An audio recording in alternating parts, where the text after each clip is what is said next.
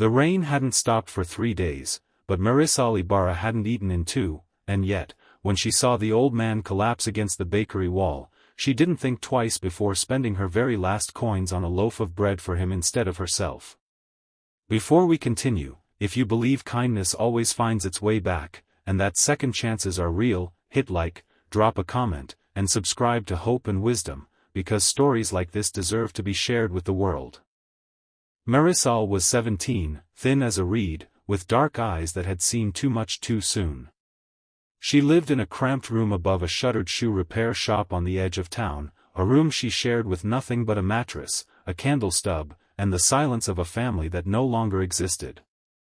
Her mother had died 2 winters ago from a sickness no one could afford to treat, and her father had vanished into the bottle long before that, swallowed by grief until he simply stopped coming home. Marisol worked wherever she could, scrubbing floors at the market, carrying crates for merchants who paid her in coins too few to matter, just enough to keep herself from starving, most days.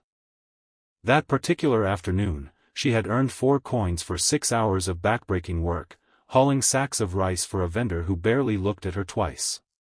Her stomach had been growling since sunrise, a hollow ache that had become so familiar she almost didn't notice it anymore. She counted the coins in her palm as she walked home, already planning the small piece of bread she would allow herself, when she saw him. The old man was sitting against the bakery's brick wall, his coat too thin for the weather, his hands trembling as he tried to pull himself upright and failed. His face was gray, his lips cracked, and when Marisol crouched beside him, she saw that his eyes were unfocused, drifting, the way her mother's had in those final days. Fear gripped her chest. She asked him when he had last eaten, and his voice came out as barely a whisper, admitting it had been 3 days.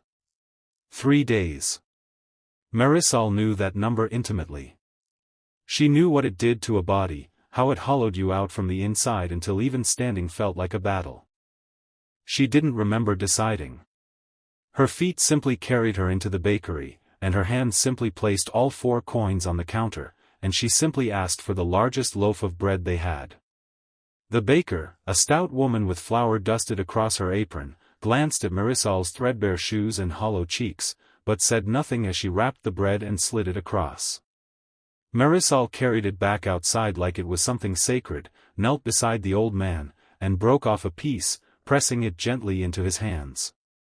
She watched him eat with the kind of desperate slowness of someone who wasn't sure his body would let him keep it down.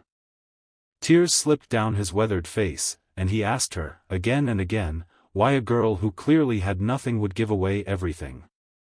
Marisol only shrugged, and told him that she knew what hunger felt like, and that no one should have to feel it alone. She sat with him until the rain eased, sharing what little warmth she had, listening as he told her fragments of his life, a wife long buried, a son who had moved away and stopped writing, a small workshop he used to own where he repaired clocks and watches, back when his hands were steady enough to trust with delicate things. His name was Anselm, and he told her that before poverty and grief had stripped everything from him, he had been a man of some renown in this very town, known for restoring timepieces that other men called beyond saving. Marisol walked him to a shelter she knew of, one that offered a cot and a blanket for those with nowhere else to go, and she promised, without really knowing how she'd manage it, that she would come check on him. And she did, the next day, and the day after that, bringing him whatever small scraps she could spare, sitting with him as the color slowly returned to his face.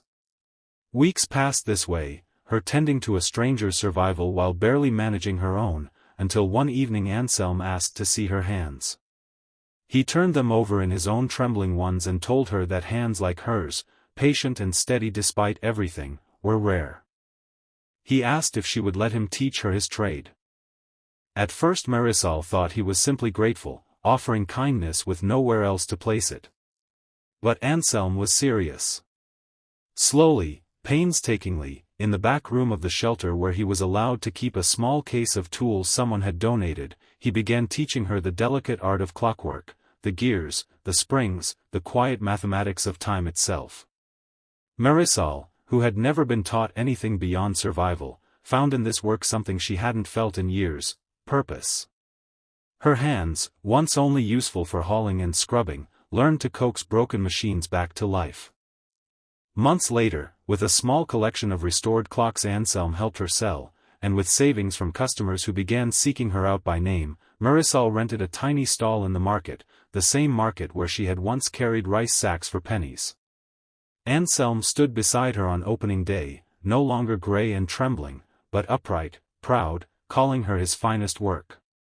Marisol would tell anyone who asked that a single loaf of bread, bought when she had nothing left to give, was the thing that saved both their lives. If this story moved you even a little, please take a moment to like this video, leave a comment, and share it with someone who needs to be reminded that kindness always circles back.